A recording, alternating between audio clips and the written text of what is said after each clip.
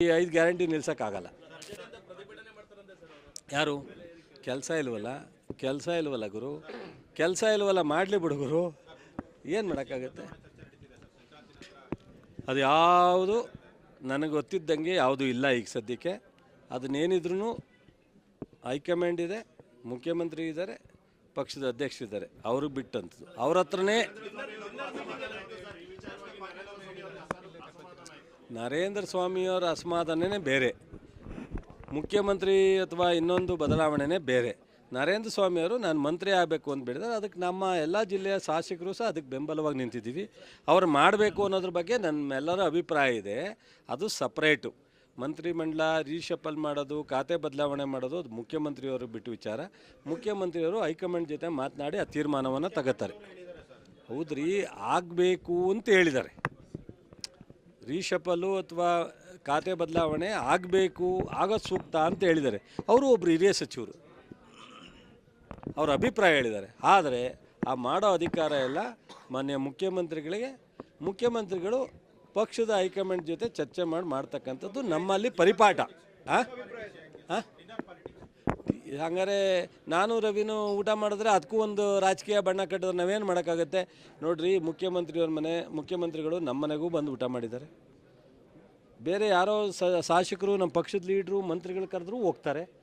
ಅವರು ಊಟಕ್ಕೆ ಹೋದ ತಕ್ಷಣವೇ ಅಲ್ಲೇನೋ ಒಂದು ರಾಜಕೀಯ ನಡೆಯುತ್ತೆ ಅಂತ ಅನ್ನೋದು ಒಂದು. ಈ ವಿರೋಧ ಪಕ್ಷಗಳಿಗೆ ಯಾವುದು ಕೆಲಸ ಇಲ್ಲದೆ ಇದ್ದಾಗ ಅವ್ರಿಗೆ ಏನಾಗಿದೆ, ಆಯಿತು ಇಷ್ಟು ವರ್ಷ ಹೋರಾಟ ಮಾಡ್ತಾ ಇದ್ದಾರಲ್ರಿ, ನಾವು ಇಂಥ ಕಾರ್ಯಕ್ರಮವನ್ನು ಮಾಡಿದ್ದೋ, ಈ ಕಾರ್ಯಕ್ರಮದಿಂದ ನಿಲ್ಲಿಸ್ಬಿಟ್ಟಿದ್ದಾರೆ, ನಾವು ಮುಂದೆ ಇವ್ರಿಗಿಂತ ಒಳ್ಳೆಯ ಕಾರ್ಯಕ್ರಮ ಕೊಡ್ತೀವಿ ಅಂತ ಯಾವ್ದಾರು ಬರ್ತಾರ ನಿಮ್ಮ ಮುಂದೆ? ಅವರು ಬರೀ ಆ ಮಂತ್ರಿ, ಈ ಮಂತ್ರಿ, ಮುಖ್ಯಮಂತ್ರಿ, DCM ಟೀಕೆ ಮಾಡೋದು, ಟಿಪ್ಪಣಿ ಮಾಡೋದು, ಇದರಲ್ಲೇ ಕಾಲ ಕಳೀತಾರೆ ವಿನ ಅವ್ರು 5 ವರ್ಷ ನಾವು ಇಂಥ ಸಾಧನೆ ಮಾಡಿದ್ದೋ ಅಂತ ಹೇಳೋಕ್ಕೇನೂ ಇಲ್ಲ. ಮುಂದೆ ಯಾವುದೂ ಗುರಿ ಇಲ್ಲ. ಅವ್ರಿಗೆ ಏನು ಮಾಡೋಕ್ಕಾಗುತ್ತೆ? ಹಾಂ, ಅದೇ ಒಕ್ಕಲಿಗರು, ನಾನೇ ಒಕ್ಕಲಿಗರಲ್ಲ, ಇಲ್ಲೇ ನಿಂತವ್ರಲ್ಲೇ ಒಕ್ಕಲಿಗರ ಮೀಟಿಂಗ್ ಆಲ್ರೆಡಿ 2-3 ನಾವು ಮಾಡಿದ್ದೀವಿ. ಅದರ ನಮ್ಮ ಸಮಾಜವನ್ನು ಸಂಘಟನೆ ಮಾಡಲಿಕ್ಕೋಸ್ಕರ ನಾವು ಹಿಂದೆ 2-3 ಮೀಟಿಂಗ್ ಮಾಡಿದ್ವಿ. ಚುನಾವಣೆ ಸಂದರ್ಭದಲ್ಲೂ ಮಾಡಿದ್ವಿ, ಪಾರ್ಲಿಮೆಂಟ್ ಸಂದರ್ಭದಲ್ಲೂ. ಆದರೆ ರಾಜಕೀಯ ಇಲ್ಲಿ ಬೆರೆಸುವಂಥ ಸಂದರ್ಭ ಇಲ್ಲ. ಈಗ ಸದ್ಯಕ್ಕೆ ನಾವು ಯಾವುದು ಸಭೆ ಮಾಡೋವಂಥ ನಿರ್ಣಯನೂ ಇಲ್ಲ. ನಮ್ಮ ಮುಂದೆ ಸಬ್ಜೆಕ್ಟ್ ಸಾಕು.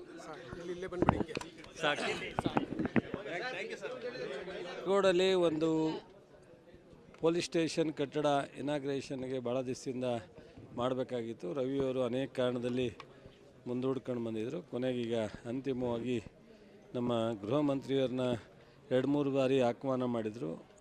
ಅವರು ಸ್ವಲ್ಪ ಬ್ಯುಸಿ ಶೆಡ್ಯೂಲಲ್ಲಿ ಬರಲಿಕ್ಕಾಗಿರಲಿಲ್ಲ. ಈಗಲೂ ಅವರು ಸ್ವಲ್ಪ ಮಲೇಷ್ಯಾಕ್ಕೆ ಹೋಗಿದ್ದರಿಂದ ನಾವೇ ಶಾಸಕರು, ನಾನು, IG ಅವರು, SP ಅವರು, ಪಂಚಾಯತಿ ಅಧ್ಯಕ್ಷರ ಸಮ್ಮುಖದಲ್ಲಿ ಸಾರ್ವಜನಿಕಕ್ಕೆ ಭಾಳ ದಿವಸ ಹೊಸ ಕಟ್ಟಡನ ಅಧಿಕೃತವಾಗಿ ಇನಾಗ್ರೇಟ್ ಮಾಡೋದು ಲೇಟ್ ಆಗೋದು ಬೇಡ ಅಂತ ಹೇಳಿ ಮಾಡಿದ್ವಿ. ಸಂತೋಷ.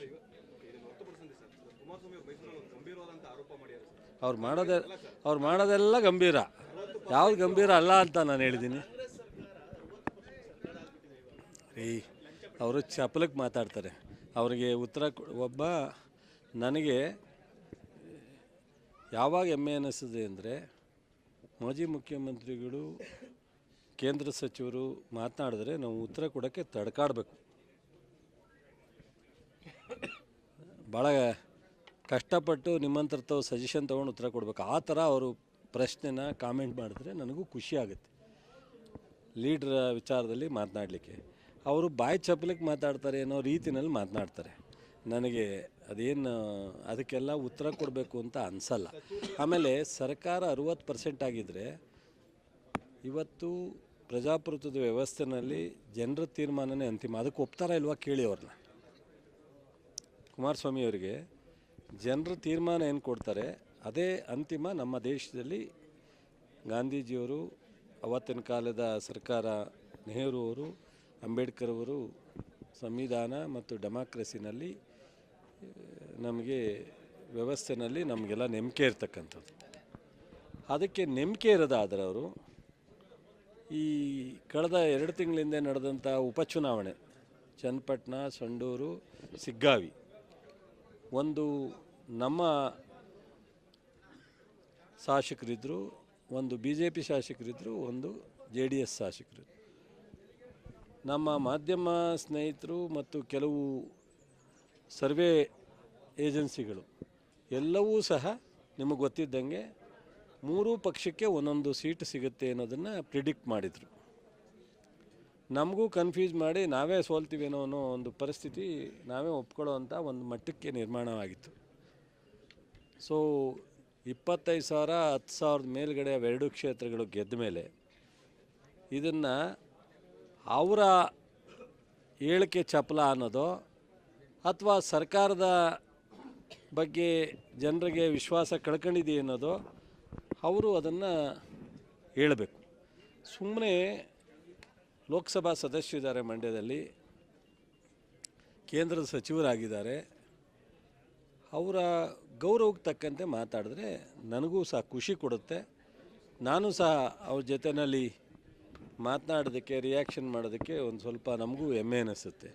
ಈ ಥರದ ಸುಮ್ಮನೆ ಉದಾಸೀನವಾಗಿ ಬೇರೆಯವ್ರನ್ನ ಟೀಕೆ ಮಾಡೋದೇ ಒಂದು ನನ್ನ ನಾಯಕತ್ವ ಅನ್ನೋದು, ಸರ್ಕಾರನ ಟೀಕೆ ಮಾಡೋದೇ ಒಂದು ನಮಗೆ ಇರ್ತಕ್ಕಂಥ ಅವಕಾಶ ಅನ್ನೋ ಥರ ಮಾತನಾಡಿದ್ರೆ ಇದಿಲ್ಲ.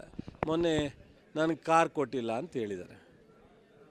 ಏನು ಪಾಲಿಸ್ ಆಗಿದ್ರಿ ಅದು? ದುರಂತ. ಇಂಥದ್ದೆಲ್ಲ ಅವ್ರ ಬಾಯಿನಲ್ಲಿ ಬರುತ್ತೆ ಅಂತ ನಾನು ಅಂದ್ಕೊಂಡಿರಲಿಲ್ಲ. ಈಗ ನಾನು ಲೋಕಸಭಾ ಸದಸ್ಯನಾಗಿದ್ದೆ, ನನ್ನ ಹಿಂದೆ ಅಂಬರೀಷ್ ಅವರಿದ್ದರು, ಅವರು ಉಪಯೋಗಿಸ್ತಿದ್ದ ಕಾರೇ ನನಗೆ ಕೊಟ್ಟರು. ನನಗೆ ಹೊಸ ಕಾರ್ ಬರೋದಕ್ಕೆ 1 ವರ್ಷ ಆಯಿತು.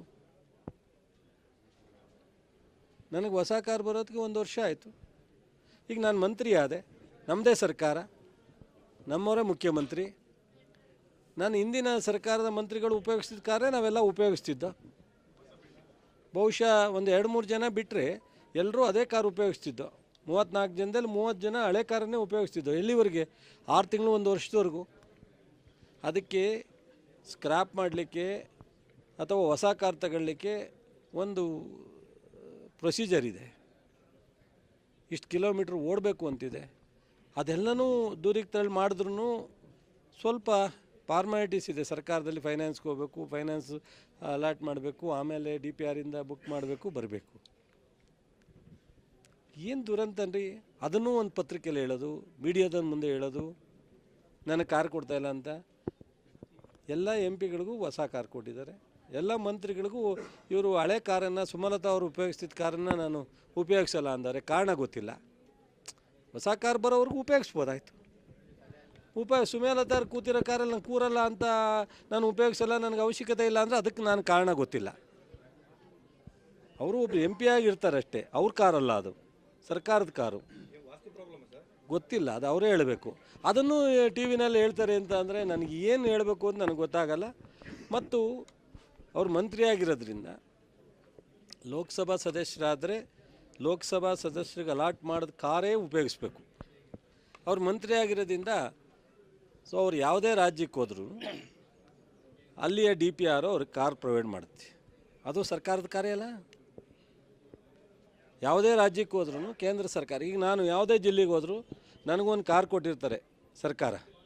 ಆ ಕಾರನ್ನು ನಾನು ಇವತ್ತು ಹುಬ್ಳಿಗೆ ಹೋಗ್ತಾ ಇದ್ದೀನಿ, ಇದಕ್ಕಿದ್ದಂಗೆ ಟ್ರೈನಲ್ಲಿ ಹೋಗ್ತೀನಿ, ಫ್ಲೈಟಲ್ಲಿ ಹೋಗ್ತೀನಿ. ಆವಾಗ ಅಲ್ಲಿ DC ಆಫೀಸಲ್ಲಿ ಒಂದು ಕಾರ್ ಇರುತ್ತೆ, DP ಕಾರ್ ಅಂತ. ಆ ಕಾರನ್ನು ನಾವು ಉಪಯೋಗಿಸ್ಕೊಳ್ಳೋದಕ್ಕೆ DC ಅವರು ಕಳಿಸ್ತಾರೆ. ಆ ರೀತಿ ಪ್ರೊವೈಡ್ ಇರುತ್ತೆ. ಏನದ್ರ ಅರ್ಥ? ಈ ಥರ ಮಾತಾಡ್ತಾರೆ. ದಯಮಾಡಿ ನಿಮಗೆಲ್ಲ ರಿಕ್ವೆಸ್ಟ್ ಮಾಡ್ತೀನಿ, ಅವರನ್ನು ನೀವೇ ಕೇಳಬೇಕು ಅಥವಾ ಇಲ್ಲ, ನಾವು ಇದಕ್ಕೆಲ್ಲ ಉತ್ತರ ಕೊಡೋ ಅವಶ್ಯಕತೆ ಇಲ್ಲ ಅಂತ ಅನ್ಕೋತೀವಿ.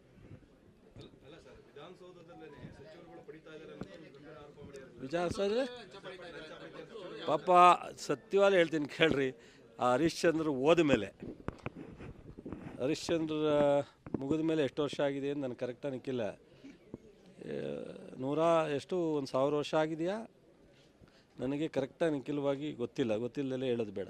ಅವ್ರು ಹೋದ್ಮೇಲೆ ಇವರೇ ಅಂತ ಕಾಣುತ್ತೆ. ಲಂಚ ಮುಡ್ದೇ ಇರೋರು, ಬೇರೆಯವರಿಂದ ದುಡ್ಡು ಈಸ್ಕೊಳ್ಳದೇ ಇರೋರು, ಯಾವುದೇ ಸಹಾಯ ಪಡೆದೇ ಇರೋರು, ಯಾರು ಈ ಭೂಮಿ ಮೇಲೆ ಸ್ವತಂತ್ರ ಬಂದ ಮೇಲೆ ಇದ್ದರೆ ಅದು ಕುಮಾರಸ್ವಾಮಿ ಒಬ್ಬರೇ ಅನ್ನೋದನ್ನು ನಾವು ನೀವೆಲ್ಲ ಒಪ್ಪಲೇಬೇಕಾಗತ್ತೆ.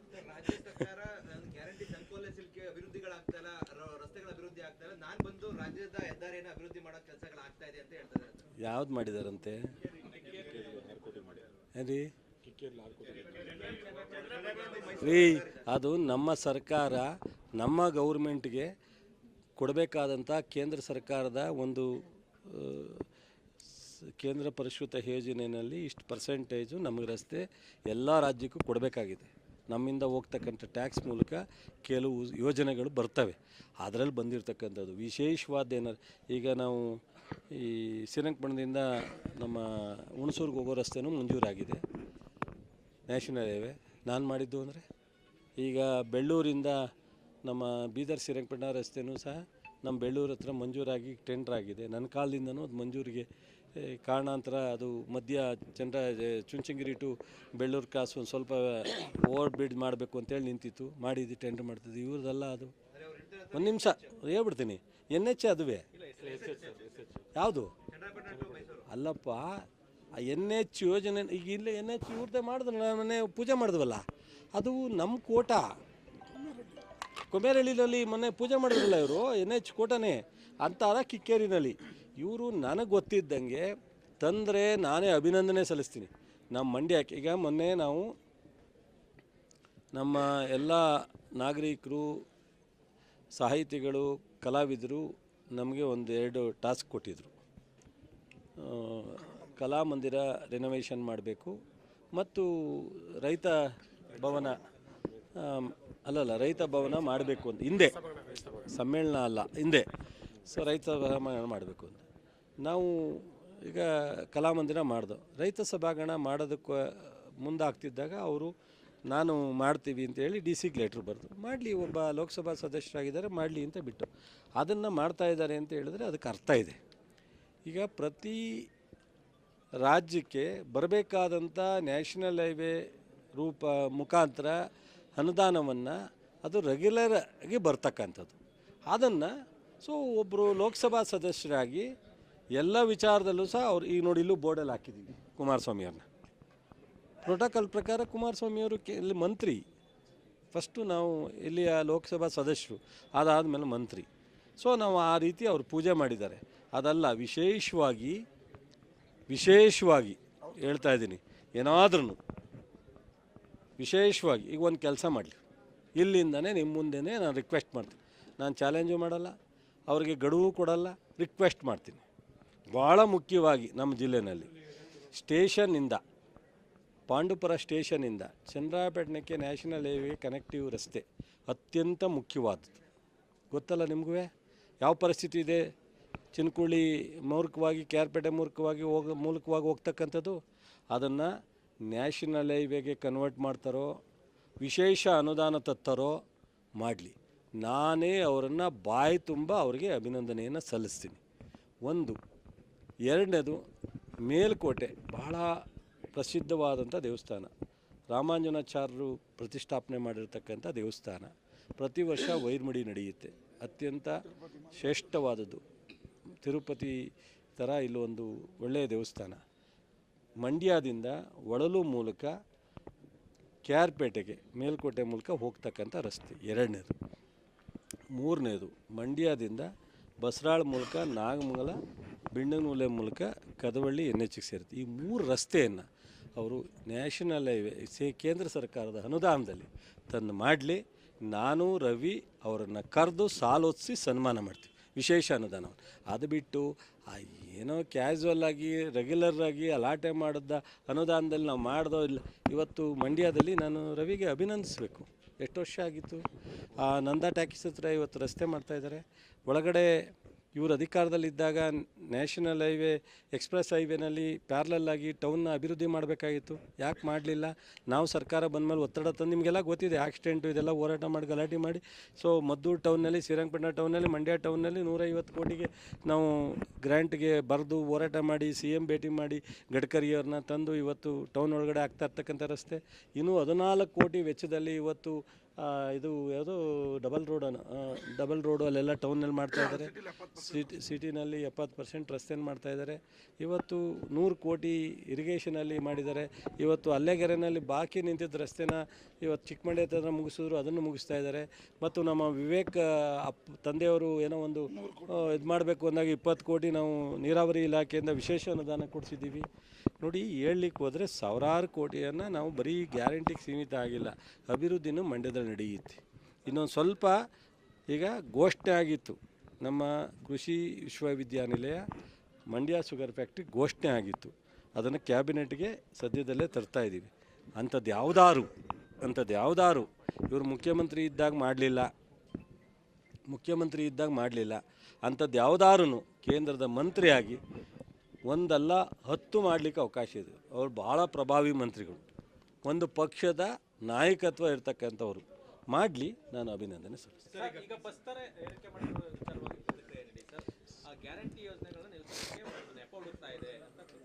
ನೋಡಿ, ಅವ್ರಿಗೆ ಚಟ ಅಂತ ಹೇಳಿದೆ, ಚಪಲ ಅಂತ ಹೇಳಿದೆ. ನನಗೆ ನಿಮ್ಮ ಮೇಲೆ ಭಾಳ ಪ್ರೀತಿ, ಅದಕ್ಕೆ ನಾನು ಹೇಳಿದೆ. ದಯವಿಟ್ಟು ನಿಮ್ಗೆ ಕೇಳ್ತೀನಿ, ನಾನೇನಾದ್ರು ಇಂಥ ಹೇಳಿಕೆ ಕೊಟ್ರು ನನ್ನನ್ನು ನೀವು ನಡ್ರಿ ಅವಶ್ಯಕತೆ ಇಲ್ಲ ಅಂತ ಹೇಳೋ ಮಟ್ಟಕ್ಕೆ ನಮ್ಮ ಹುಡುಗರು ಚೆನ್ನಾಗಬೇಕು ಅನ್ನೋದು ನನಗೆ ಆಸೆ ನಿಮ್ಮ ಮೇಲೆ, ಅಷ್ಟೇ. ಇನ್ನೇನು ಬೇಸರ ಇಲ್ಲ. ಅಲ್ಲ ರೀ, 15 ವರ್ಷ ಆಗಿದೆ KSRTC ಸಂಸ್ಥೆಯಲ್ಲಿ ರೇಟ್ ರಿವೈಸ್ ಆಗಿರುತ್ತೆ. ನಾವು ದಿನನಿತ್ಯ ಬಳಕೆ ಮಾಡ್ತಕ್ಕಂಥ ಪ್ರತಿ ಪದಾರ್ಥದ ಮೇಲೆ ರೇಟ್ ಜಾಸ್ತಿ ಆಗುತ್ತೆ. ಕೇಂದ್ರ ಸರ್ಕಾರದಿಂದ ಸಾಕಷ್ಟು ರೇಟನ್ನು ಕಳೆದ 10 ವರ್ಷ ಮೋದಿಯವರ ಸರ್ಕಾರದಲ್ಲಿ ರೇಟ್ ಆಗಿದೆ. ಸೊ ಪೆಟ್ರೋಲು, ಡೀಸಲ್ಲು, ವೆಹಿಕಲ್ ವೇರಿಯಂಟೇಷನ್ ಜಾಸ್ತಿ ಆಗಿ 7ನೇ ಹಣಕಾಸಿನ ಒಂದು ಸ್ಯಾಲ್ರಿದು ಜಾಸ್ತಿ ಆದಮೇಲೆ ಸೊ ಬಸ್ ಫೇರ್ ಜಾಸ್ತಿ ಮಾಡಿದ್ರೆ ಕಾರ್ಪೊರೇಷನ್ ಹೆಂಗೆ ಮುಂದುವರಿಯುತ್ತೆ?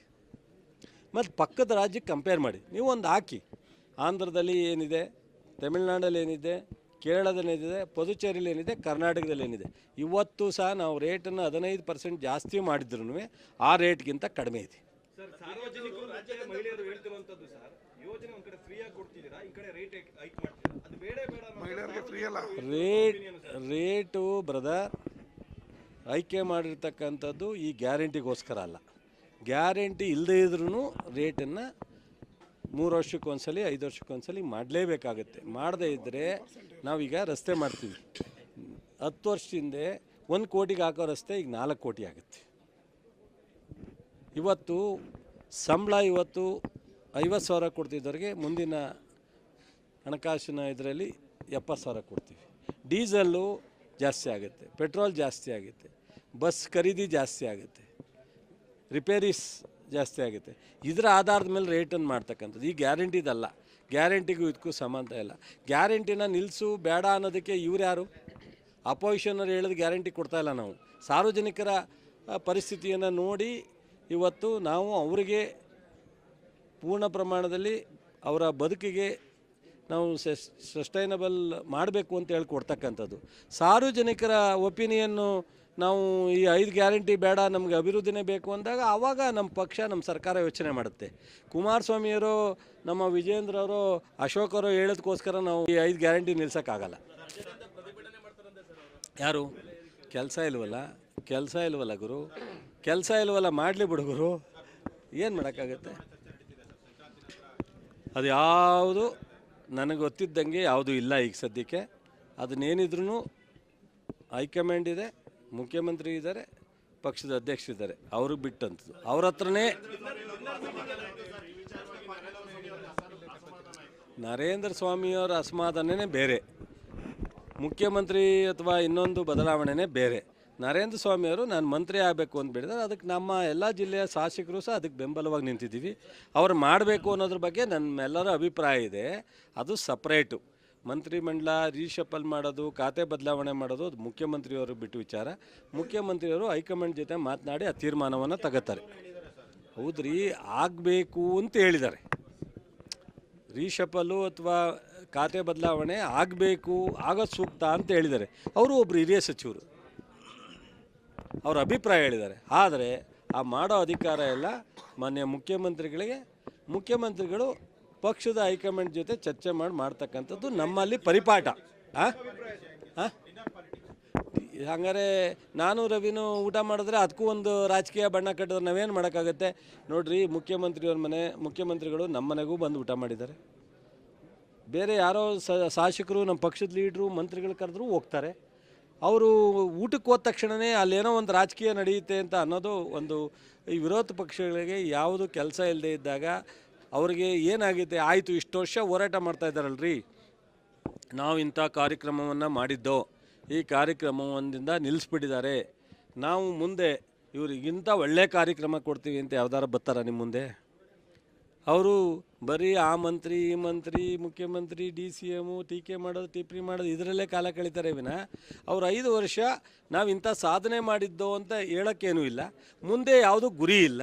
ಅವ್ರಿಗೆ ಏನು ಮಾಡೋಕ್ಕಾಗುತ್ತೆ? ಬಂದಿಲ್ಲಲ್ಲ ಸರ್, ಅದಕ್ಕೋಸ್ಕರ ಸರ್ ಮೀಟಿಂಗ್ ಮಾಡ್ತಾರೆ ಅನ್ನೋ ಚರ್ಚೆ ಆಗ್ತಾ ಇದೆ ಸರ್. ಹಾಂ,